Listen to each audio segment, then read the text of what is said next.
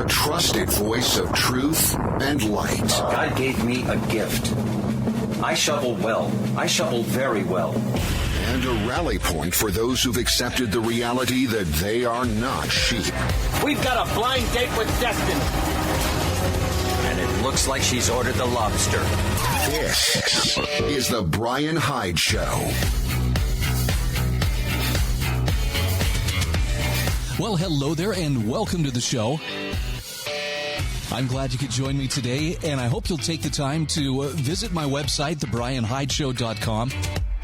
Check out those sponsors. Now, go ahead. Take a look. Here, let me hold them up in a better light. Actually, there are links on the show notes page. You can check them out for yourself. HSLammo.com, also pure-light.com, and our friends at MonticelloCollege.org, as well as the Heather Turner team at Patriot Home Mortgage. Whether you need the product or the service that they're offering, I would encourage you, drop them a line. Let them know that their advertising message actually reached your ears. So I got a couple of fun things to talk about here today. Fun in the sense that they're a little bit challenging. They might actually elicit some reaction, but I think they're also really, really timely. The first is an article from Robert E. Wright, writing for the American Institute for Economic Research. And, I mean, it was in the back of my head. I kind of registered, let's see, last July 4th, in other words, a couple days ago, we celebrated Independence Day. That was what? America's 245th Independence Day. And then it hit me. I remember the Bicentennial. I was 10 years old. I remember, the whole shebang. It was pretty cool stuff, too. But I have to admit, that was more than a little shiver that went up my spine when I went, has it been almost 50 years? And the answer is yeah. In 5 years, it will be America's 250th birthday. And here's the question. What will America look like? Now, if you're thinking, all right, Brian's gearing up to give us some real bad news here, not necessarily. I think it's kind of a mixed bag, but there is such a different dynamic at play as this 250th birthday approaches. And Robert E. Wright, writing for the American Institute for Economic Research, there's a lot of great organizations out there taking care of this. He talks about, first of all, what it was like in 1976. And apparently he was old enough, he still remembers, the Bicentennial. But the fascinating thing about his article is that it shows very clearly. In 1976, if you were to say police state, people would pretty much agree, well, here's an example of what we mean by police state. In other words, the left and the right pretty much could agree on the same terms. When they said things like police state, when they said things like long, unpopular war, they knew what they were talking about. But it's very, very different today. In fact, the really interesting thing about his article is that as you look at the chart that he provides in here, the divide between progressive thinking and conservative / liberal, classical liberal thinking, it's like two different realities. I know you've heard people make this comparison before. It's like they're in a whole different reality, but it really is. Let me dive into the article here, and you can see what I'm talking about. Robert Wright says, if you are reading this, congratulations on surviving the latest Independence Day festivities, which our society somewhat arbitrarily celebrates on for July. Independence Day 2026 will mark the nation's 250th birthday. But he says Americans that day may not party like it's 1999. What will America's quarter millennial, semi-quincentennial look like? And he says, I vaguely recall the nation's celebration of its 200th birthday in 1976. Lots of fireworks, tall ships, and bicentennial histories, some patriotic fluff, and some serious stuff, and biographies, many hagiographic, but others critical. If you missed the party, he actually has a link to some very iconic photographs. He says in 1976, the country still bore the emotional and economic scars of multiple political assassinations, right? JFK, RFK, MLK, race riots, urban uprisings, long and unpopular war, police-state violence, domestic terrorism, a pandemic, a crime wave, high inflation, high levels of political corruption, outrageous but ultimately popular government policy overreach, and global climate change. Now, again, he was talking about 1976, but that does ring true, doesn't it? Now, he says America's in pretty much the same boat now, minus the assassinations and the tall ships. It survived then and will do it again, one might conclude. So maybe we see in Ron DeSantis, governor of Florida, shades of Ronald Reagan, the collapse of the Chinese Communist Party, the collapse of the USSR, artificial intelligence, or the internet, bringing the return of primary budget surpluses and ebullient stock market. White House interns beware. But here's where it gets interesting. He says there are major differences between then and now, though. In 1976, almost everyone linked the same events to the traumatic generalizations listed above. Today, identification varies by ideology, with progressives and conservatives, classical liberals living in seemingly different worlds, ostensibly due to rampant dis-misinfoganda. That is a legit word, by the way. Dis-misinfoganda. And man, do we get it good and hard every single day. So let's use an example here. Trauma. In 1976, if you mentioned the trauma of urban riots, most people, regardless of where they stood on the political spectrum, would think of the race riots of the 1960s. But if you look at the 2026 progressive view, the only thing they would consider urban riots is the January 6th, 2021 armed insurrection at the Capitol and the mostly peaceful protests of 2020.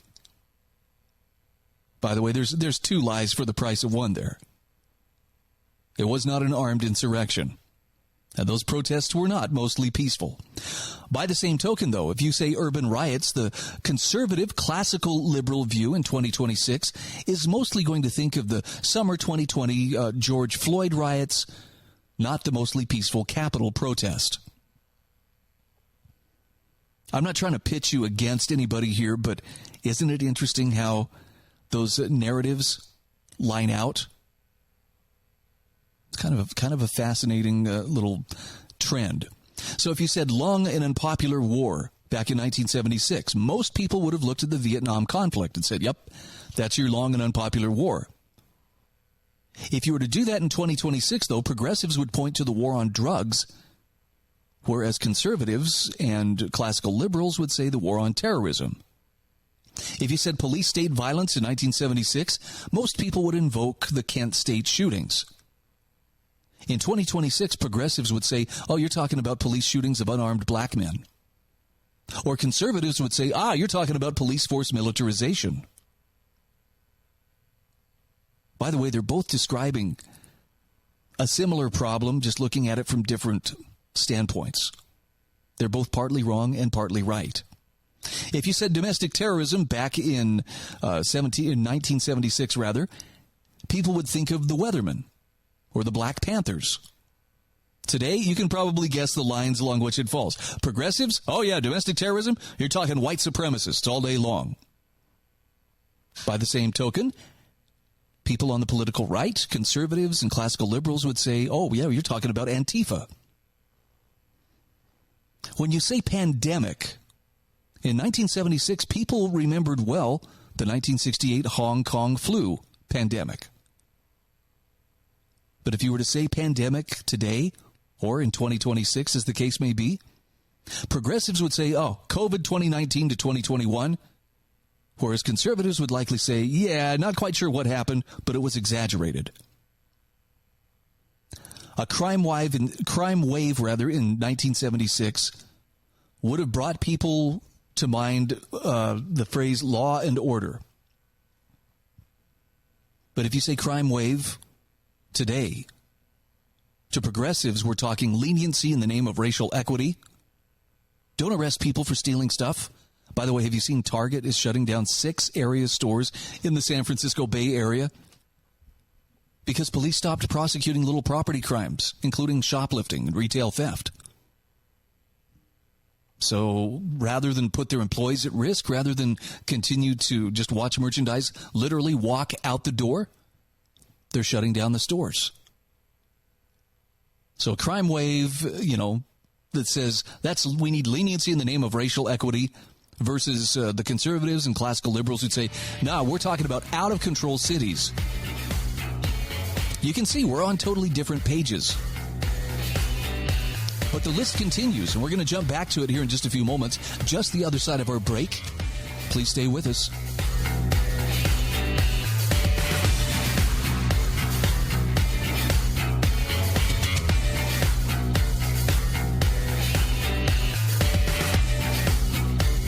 This is the Bryan Hyde Show.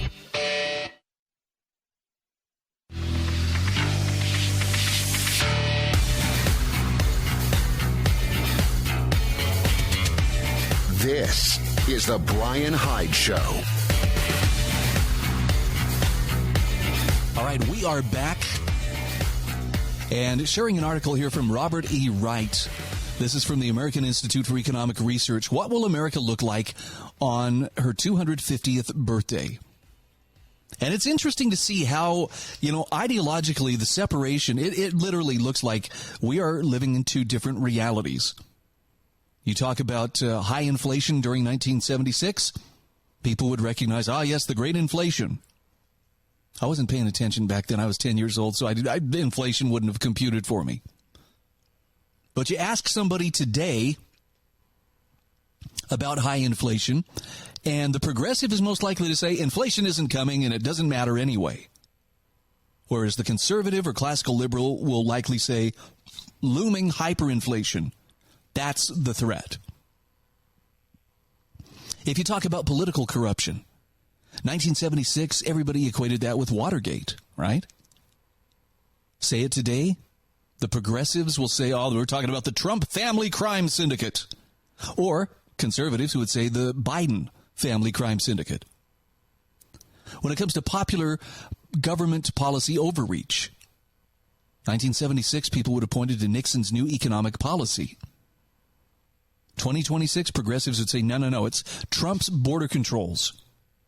Versus conservatives, classical liberals, saying it's the COVID lockdowns. 1976, if you mentioned global climate change, everybody knew we were talking about cooling, the coming ice age. Today, progressives say, warming so fast we have to act by 2027 if we want to avert irreversible disaster. Whereas conservatives and classical liberals say, there's really no big trend, no clear trend. Now, Robert E. Wright says other differences can be discerned, too. In 1971, almost all Americans considered their country a superpower that would certainly exist in 1976 unless destroyed in a nuclear holocaust. In 2021, many Americans think they live in a third world country, at least in the sense of one not fully committed to a market economy that may not exist as a single nation in 2026. A decade ago, George Mason University sociologist Jack Goldstone and UConn evolutionary biologist Peter Turchin predicted massive unrest in the United States starting in 2020 and a civil war to follow soon after. Before fleeing to the hills, though, or your favorite hidey hole, Robert E. Wright says, note that their model appears to have been based on unrealistic and hackneyed Marxist tropes and poor data. Most importantly, he says they confuse real wage stagnation with real compensation growth and overestimate wealth inequality. But he says what remains unclear is what matters more, the reality or the rhetoric. Now, Robert Wright says, I imagine the latter, because while individuals know their present condition is basically good, they might come to believe, due to persistent misinfoganda, that most others are faring poorly, or they may fear that their own fortunes must soon likely reverse. It'll be a travesty if this nation falls into another civil war, because its leaders again fail to distinguish truth from lies and count paternalistic unfreedom as a blessing instead of the bane of liberty. But the most important comparison isn't between the state of the nation in 1976 and 2026. It's between America's leaders today and those of the American founding. In 1776, Henry Lawrence wrote that this is the time for evincing our professions and declarations of love of liberty and the righteous cause of America. Words are not necessary to influence those who are sincere to fly the banner of their country. Now, by signing the Declaration of Independence, 56 leaders pledged their lives and sacred honor not to a government, but to their country. They risked all for a just, if imperfect, cause.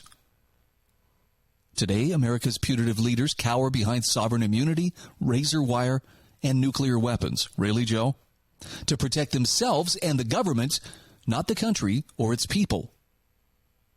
They care nothing about liberty and want to preserve America only to the extent necessary to extract rents from it.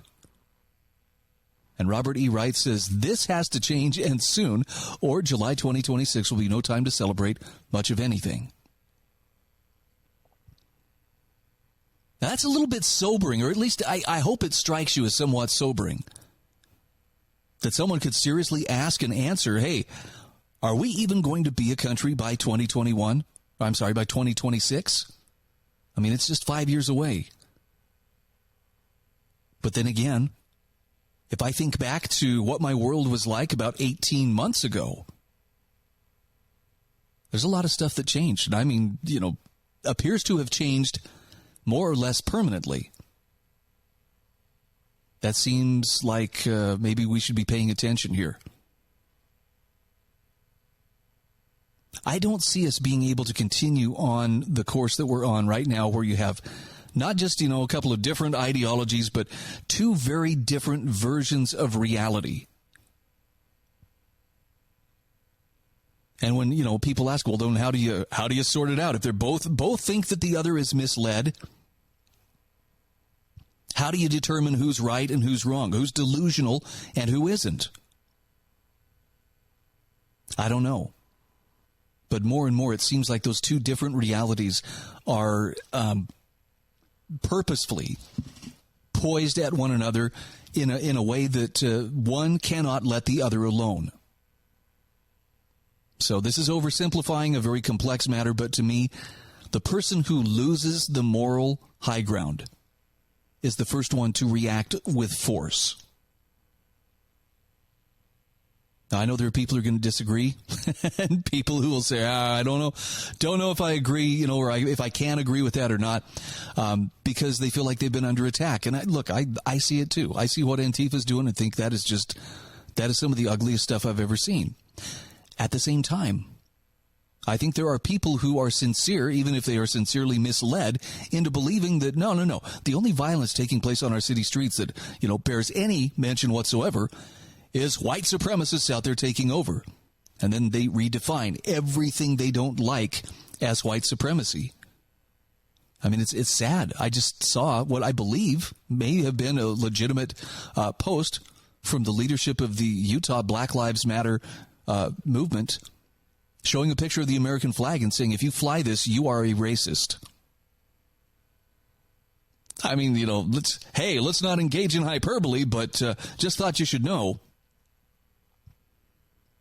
Something that even a year ago really wouldn't have caused, much of a stir. Somebody's flying a flag. What kind of flag? An American flag.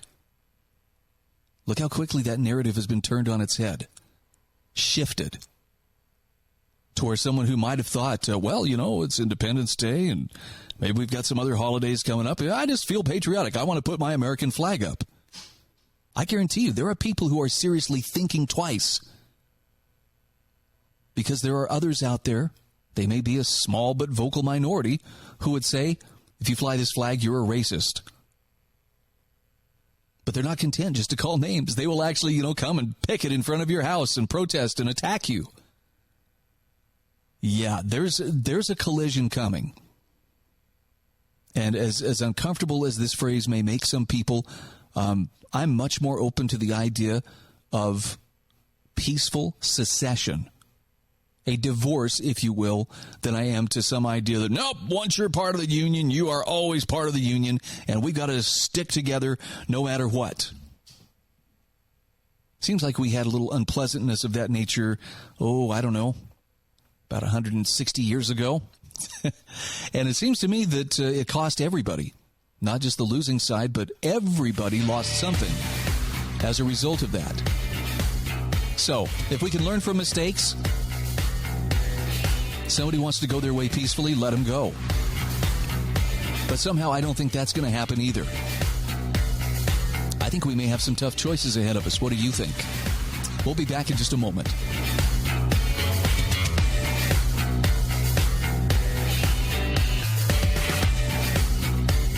This is the Bryan Hyde Show.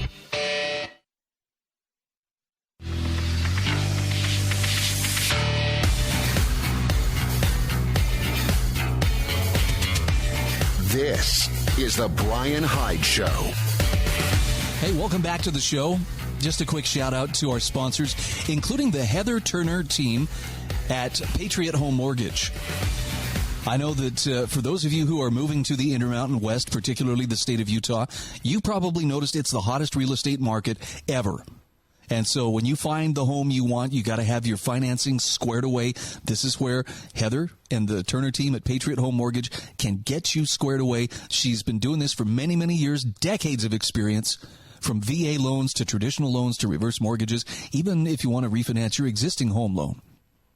Count on the experience and the insight of the Heather Turner team at Patriot Home Mortgage to get you the loan you need at the best rates possible.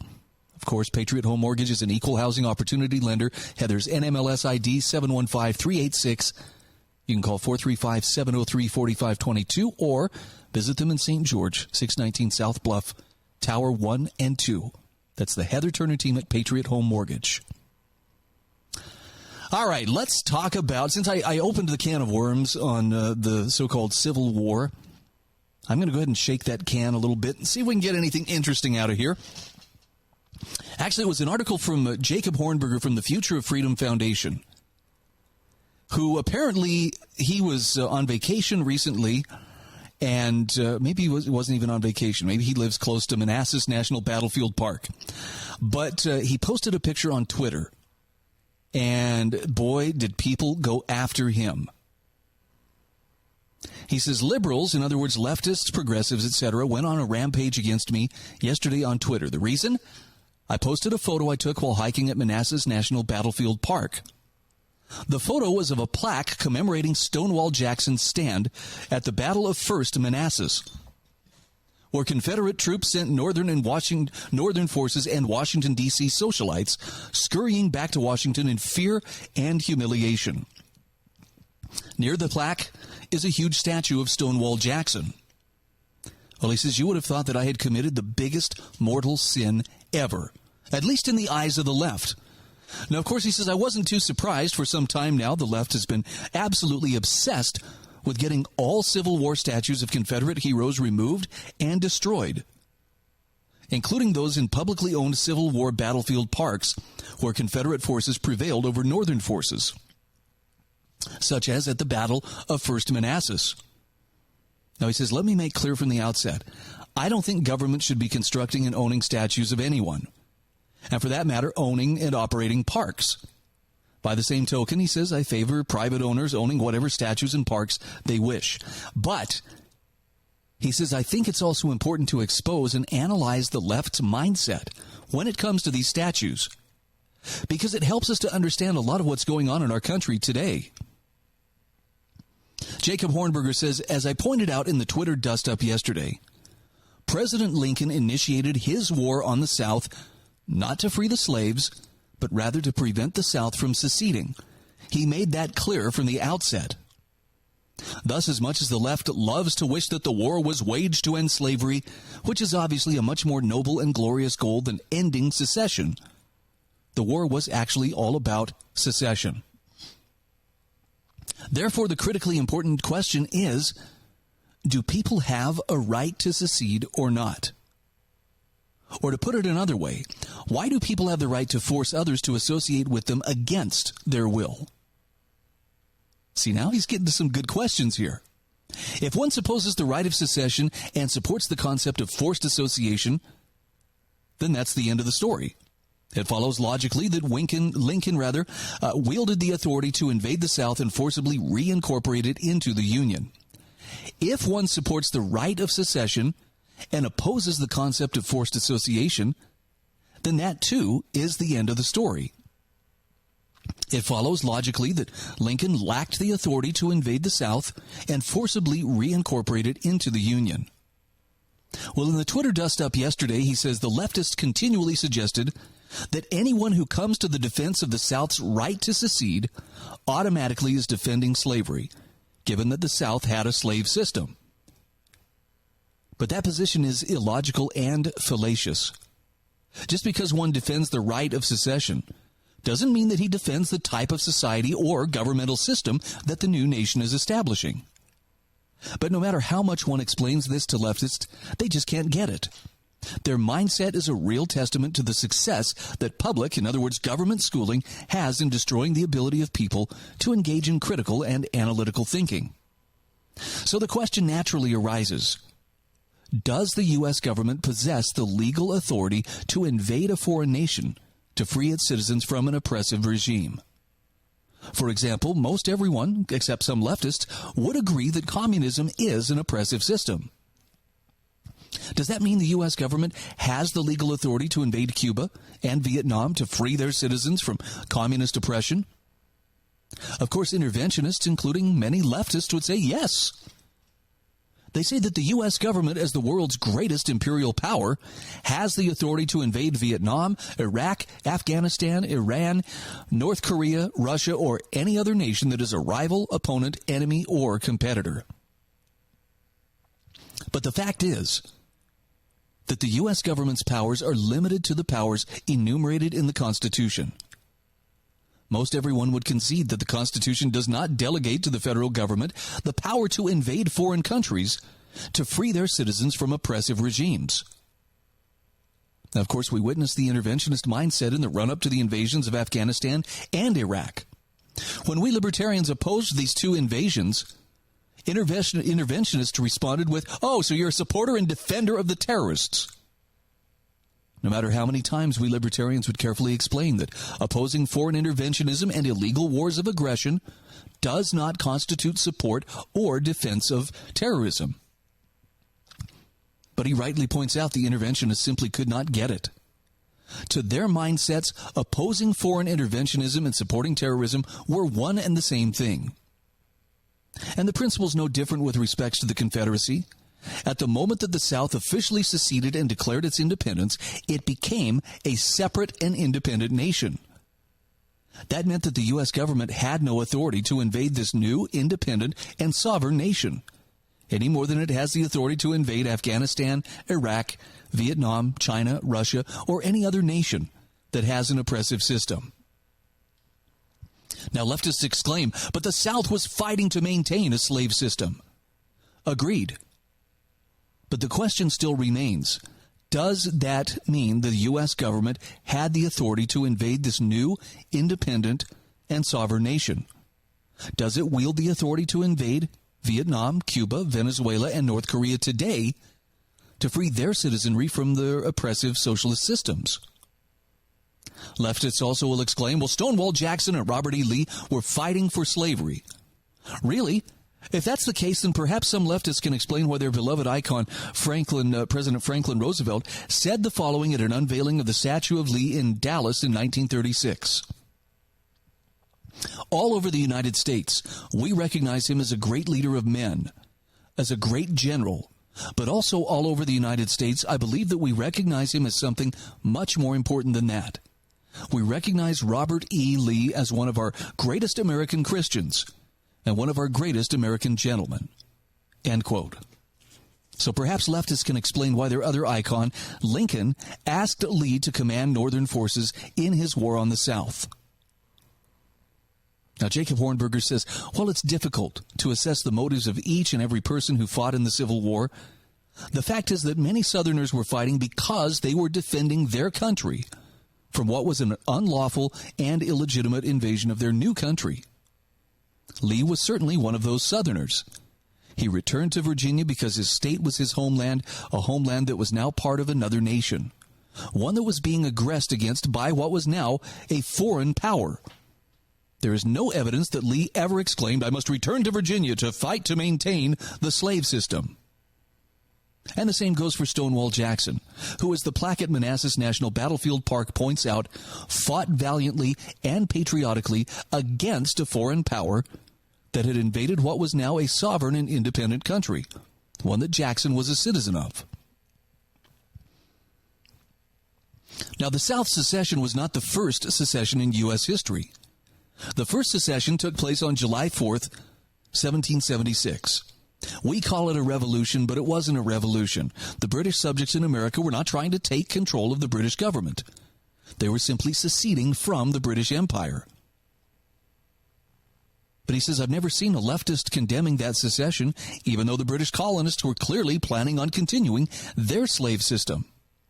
In fact, he says, as far as I know, every leftist in America celebrated the 4th of July this past weekend. And during their celebrations, he says, I guarantee that not a single one of them exclaimed, "We need to condemn the American Revolution because the British colonists seceded from Great Britain to continue maintaining their slave system." I like where he's going with this. Okay, we got to take a break. We'll be back after this brief message from our sponsors.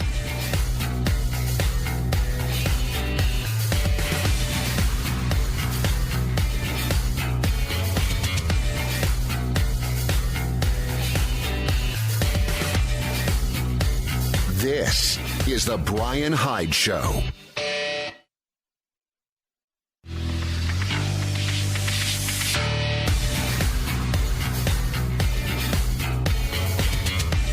This is the Bryan Hyde Show. And welcome back to the show. Sharing an excellent article from Jacob Hornberger from the Future of Freedom Foundation. Confederate statue dust up on Twitter. I admire him for posting a picture of the plaque honoring Stonewall Jackson in the first place, but what a crazy and volatile time to live in. I mean, if I posted a picture of Yosemite Sam, dressed up as his Confederate colonel, I got to burn my boots. They touched Yankee soil. I mean, could they even laugh at that anymore? I'm guessing not. And isn't it interesting that, as Jacob says, most leftists probably celebrated our 4th of July, our Independence Day, but they didn't realize they were actually celebrating secession. He says, I never see leftists condemning Lincoln for his support of West Virginia's secession from Virginia. I never see them advocating the forcible reunification of Virginia and West Virginia. What gives with that? If British colonists and West Virginians have the right of secession, why didn't the people of the South have the right of secession as well? That's a fair question. Now, it's not the only example of leftist hypocrisy. He says, of course, why aren't leftists calling for the removal of the Thomas Jefferson Memorial, given that Jefferson was a slave owner? How come there's no call to rename the Washington Monument or the nation's capital, given that Washington was a slave owner? Why no support for the dismantling of statues of slave owners James Monroe and James Madison? Why only the Confederate statues? Indeed, have you ever wondered why leftists never condemned their icon, Abraham Lincoln, for believing that blacks were inferior to whites and should be returned to Africa? He says, it seems to me that there's a mindset that's shared by many white supremacists today. Leftists condemn white supremacists for that mindset. Why not Lincoln too? And why never any call for removal from Washington, D.C. of the statue of alleged war criminal General Philip Sheridan? Should war criminals be given a pass just because they fought for Lincoln? Finally, he says it's worth analyzing why leftists are so obsessed with Civil War statues. And he says, I think it's safe to say that the obsession arises from a feeling of deeply seated guilt. They feel horribly guilty over what Americans who lived a long time ago did to black people who lived a long time ago. But there's no rational reason for them to suffer that guilt, especially since they were granted amnesty and a pardon many years ago. See this proclamation of amnesty and pardon granted to all persons of European descent, issued many years ago by now deceased black libertarian economist Walter E. Williams on behalf of all descendants of American slaves. Now, that proclamation obviously had no effect on expiating the guilt suffered by the left. And what the left fails to realize is that even if they are successful in removing every single statue, plaque, and name of every Confederate soldier from parks, public school textbooks, state houses, and the like, they will continue to suffer their irrational guilt. That's because deep down their guilt is not over the Civil War, but rather what their beloved welfare state has done to blacks and most everyone else. Just look at their beloved war on drugs, one of the most racist government programs in U.S. history. And their beloved socialist program, Social Security, which is a coercive transfer program from blacks to whites. And their beloved war on poverty, which has left blacks and most everyone else worse off economically. And their beloved Medicaid and Medicare, which succeeded in destroying the finest healthcare system in history and throwing healthcare into permanent crisis. And their beloved IRS and Federal Reserve, the two engines of economic impoverishment, especially for the middle class and poor. And their beloved system of immigration controls that continues to inflict death and suffering on darker-skinned people. And their beloved Pentagon, CIA, and NSA, along with their forever wars, assassinations, torture, drug experiments, secret surveillance, and support of foreign dictatorships. Jacob Hornberger says that's why liberals are so obsessed with Civil War statues. It enables them to confronting what they themselves have done to our country with the serfdom system that they and the right have jointly foisted upon the land. I like that, he's getting to the root of the matter. Does it fix an actual wrong? Nope. Just diverts attention from other wrongs. Interesting. One final note. I won't have time to share the whole article with you, but I'm going to include this in the show notes and encourage you, take a good look at James Bovard's latest article, Can Mass Subjugation Save American Democracy? Bovard says beatings will continue until morale improves, has morphed from an old joke to the latest prescription for national salvation. Compulsory national service could unite America, whooped a New York op-ed, let's try that again, New York Times op-ed headline last week. Prominent media outlets, think tanks, and too many professors and former generals are calling for government to commandeer a year of young Americans' lives to forcibly restore their faith in the political system. Representative John Delaney made a one-year mandatory service requirement for every 18-year-old a keystone of his Democratic presidential campaign. Last year, the congressionally created National Commission on Military, National, and Public Service recommended reserving mandatory service as a last resort to force Americans to serve as politicians demand. From the Aspen Institute to the Brookings Institution, from the Washington Post to Politico, national service is being whooped up as a silver bullet for all that ails America. Now, Congress last month created a new federal holiday, Juneteenth Day, spurred in part by focus on the horrors of slavery. But compulsory service advocates are rewriting the script for American history. Apparently, slavery was evil not because of the unjust subjugation, but because plantation owners, not politicians, were the profiteers. If the federal government is the beneficiary of forced labor, any quibbles about the 13th Amendment's prohibition of involuntary servitude are moot. Compulsory national service is the deranged civics version of modern monetary theory, or MMT.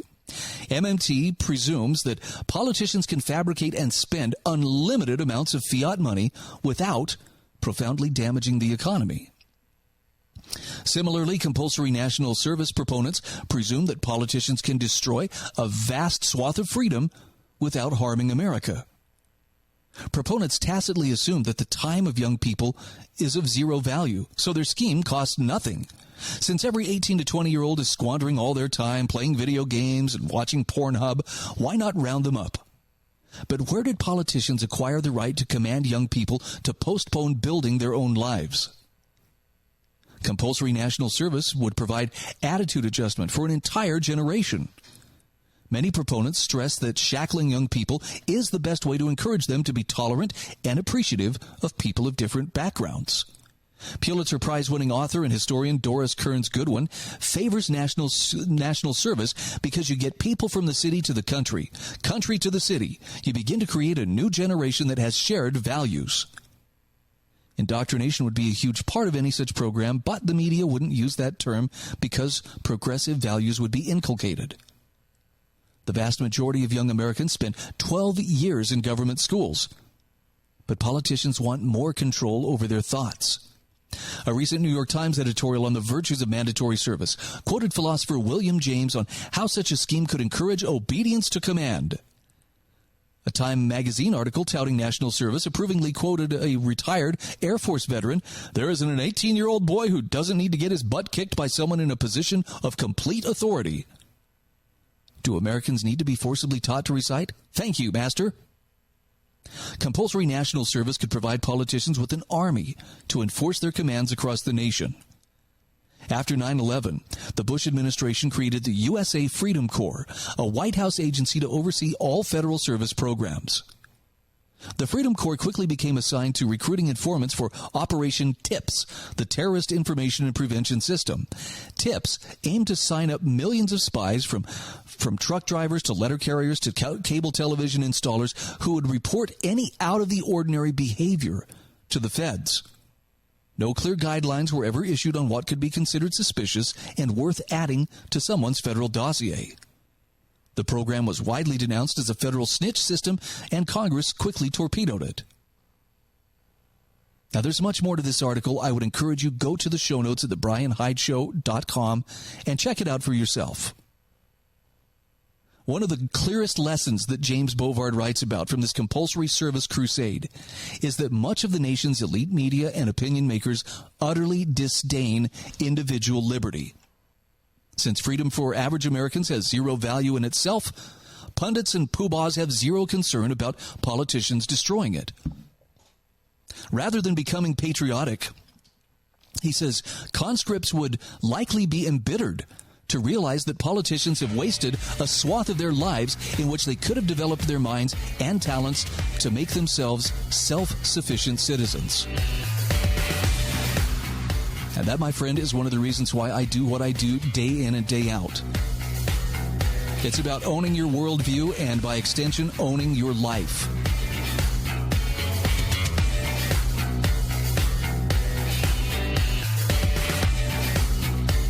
This is The Bryan Hyde Show.